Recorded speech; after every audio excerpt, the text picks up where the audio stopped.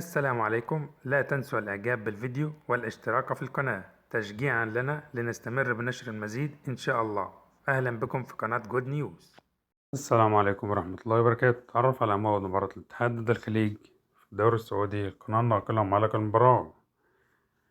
في البداية لا تنسى الاشتراك معنا في القناة والإعجاب بالفيديو. يلعب اليوم فريق الاتحاد ضد فريق الخليج في الجولة 15 من بطولة دوري روشن السعودي، وتنطلق المباراة في تمام الساعة 9 مساء بتوقيت السعودية والعراق والأردن وسوريا، 8 مساء بتوقيت مصر، وتبقى المباراة على قناة SSC1 بتعليق المعلق رؤوف خليف. نعمل منكم ترك توقعاتكم من نتيجة اللقاء. شكرا لكم على حسن المشاهدة، ولا تنسوا أن تشتركوا معنا في القناة والإعجاب بالفيديو. ما توقعاتكم لبطل دوري روشن السعودي هذا